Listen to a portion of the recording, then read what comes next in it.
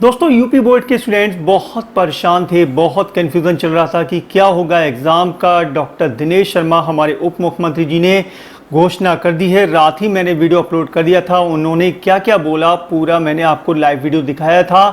तो यहाँ पर जो 10th क्लास के स्टूडेंट्स हैं उनको सहूलियत दे दी गई है, उनको प्रमोट करने की बात की गई है। पिछले साल के जो नंबर हैं और जो इंटरनल असेसमेंट है, आंतरिक मूल्यांकन है, उसकी पद्धति पर उनको पास करके 11th में प्रमोट कर दिया जाएगा। अच्छी खबर है दोस्तों 10th क्लास के स्टूडेंट्स को लेकर, क्योंकि आपको पता होगा कोरोना महामारी की वजह से काफ़ी लोगों की डेथ हुई है, काफ़ी लोग जो हैं इन्फेक्टेड हो रहे हैं। लेकिन यार यहाँ पर अब 12th क्लास के स्टूडेंट्स को बहुत कन्फ्यूज़न चल रहा है, बहुत ज़्यादा परेशान है। जुलाई के सेकेंड वीक में मंत्री जी ने कहा है कि यहाँ पर एग्ज़ाम हो सकते हैं। कुछ और भी डिटेल से बताया है, काफ़ी डिटेल से मैं आपको डिटेल से बताने वाला हूँ कि क्या क्या उन्होंने कहा। तो वीडियो को शुरू करने से पहले छोटी सी रिक्वेस्ट, वीडियो पसंद आए तो वीडियो को लाइक कर दीजिएगा और शेयर कीजिएगा अपनी फ्रेंड्स के साथ। चैनल पर नए हैं और चाहते हैं कि यूपी बोर्ड की हर अपडेट आपको मिलती रहे सबसे पहले, तो उसके लिए चैनल को करना होगा सब्सक्राइब। वीडियो के ठीक नीचे दिख रहा होगा सब्सक्राइब का बटन, उसको दबाइए और दबाने के बाद एक बेल का आइकॉन आएगा, आप उसको दबाकर ऑल नोटिफिकेशन पर क्लिक कीजिए ताकि फ्यूचर में हमारा हर वीडियो आप तक आसानी से पहुँच सके। दोस्तों कल की ही बात है, 29 मई की शाम को यहाँ पर मीटिंग हुई, वर्चुअल मीटिंग हुई माननीय मुख्यमंत्री योगी आदित्यनाथ जी के साथ। वहाँ पर उसकी मीटिंग के फौरन बाद ही हमारे जो उप मुख्यमंत्री हैं डॉक्टर दिनेश शर्मा, उन्होंने घोषणा कर दी, अपने ट्विटर अकाउंट पर आकर बता दिया कि 10th क्लास के स्टूडेंट्स को पास कर दिया जाएगा, प्रमोट कर दिया जाएगा और 11th में ट्रांसफ़र कर दिया जाएगा। तो काफ़ी बड़ी खुशखबरी है 10th क्लास के स्टूडेंट्स के लिए। उन्होंने क्लियर कर दिया कि आंतरिक मूल्यांकन के आधार पर पिछली क्लास के जो नंबर हैं उनके आधार पर यहाँ पर पास कर दिया जाएगा। आपको पता होगा कि यूपी बोर्ड की ऑफिशियल वेबसाइट पर नंबर अपलोड करने का प्रोसेस काफ़ी दिन से चल रहा था, वो न्यूज़ मैं आपको लगातार दे रहा था, लगातार मैंने आपको सबसे पहले अपडेट प्रोवाइड कराई।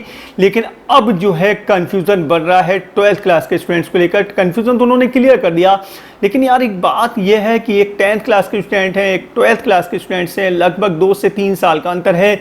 लेकिन फिर भी यार 10th क्लास के स्टूडेंट्स को कोरोना हो सकता है, तो इसलिए उस एग्ज़ाम को कैंसिल कर दिया गया। जबकि 12th क्लास के स्टूडेंट्स को कोरोना नहीं हो सकता, इसलिए उनके एग्ज़ाम को कैंसिल नहीं किया गया। वैसे अन्याय है, मेरे हिसाब से तो अन्याय है कि अगर कैंसिल होना चाहिए थे तो दोनों बोर्ड एग्ज़ाम कैंसिल होना चाहिए था। यहाँ पर आपको पता होगा कि यार 12th क्लास के स्टूडेंट्स के लिए एग्ज़ाम बहुत इंपॉर्टेंट होते हैं। जानता हूँ मैं इस बात को कि 12th क्लास के एग्ज़ाम इंपॉर्टेंट है, क्योंकि उनको हायर एजुकेशन के लिए अप्लाई करना है, उनको दूसरे कोर्सेज करना है, उनको प्रोफेशनल कोर्सेज करना है। इसलिए 12th क्लास के स्टूडेंट्स को एग्ज़ाम बहुत ज़रूरी है। तो क्या 10th क्लास के स्टूडेंट्स को एग्ज़ाम ज़रूरी नहीं है? अगर इंटरनल की ही बात करें तो देखें आप कि यार 12th क्लास को लेट हो जाता कि यार यूनिवर्सिटी में एडमिशन लेना है, फिर भी उसको लेट किया गया। लेकिन यार 10th क्लास को कहाँ जाना था? कहीं नहीं जाना था। जाहिर सी बात है 11th में जाना था, उसी स्कूल में जाना था, दूसरे स्कूल में जाना था, कहीं दूसरी जगह तो नहीं जाना था। लेकिन उसके बाद भी उस एग्ज़ाम को कैंसिल किया गया जिसकी ज़्यादा ज़रूरत नहीं थी।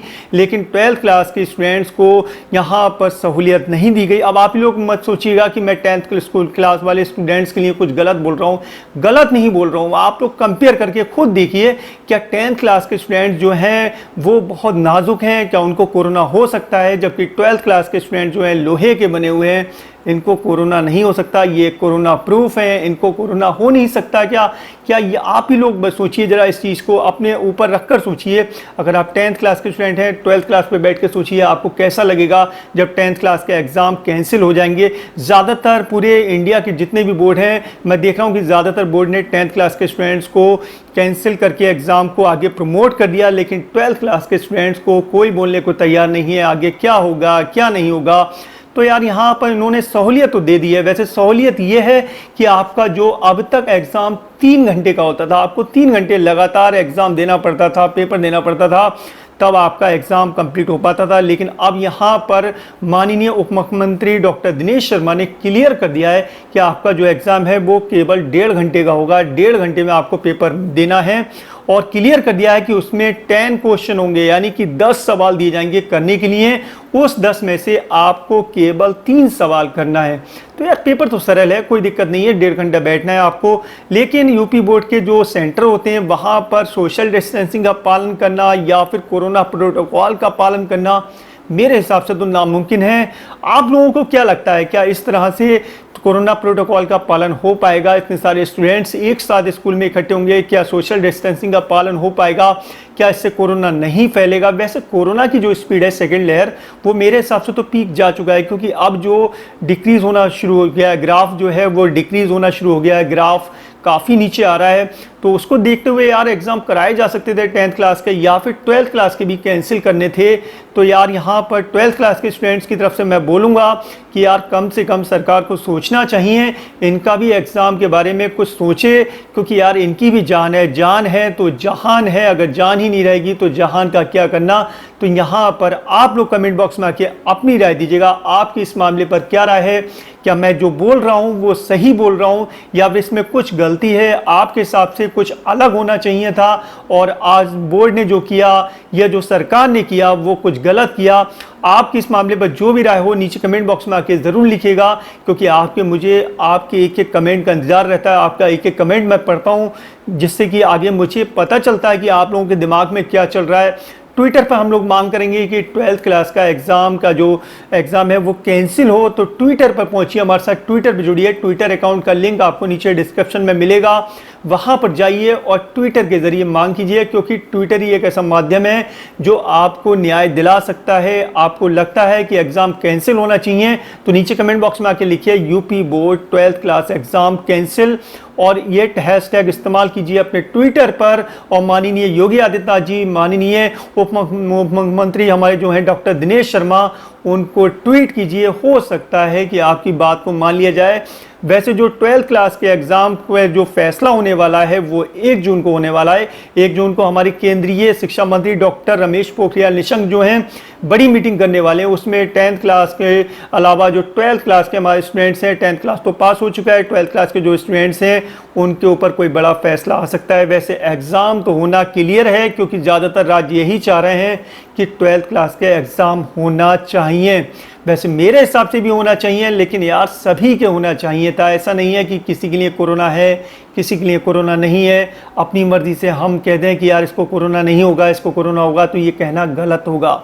आपकी जो भी राय हो नीचे कमेंट बॉक्स में आके बताइएगा।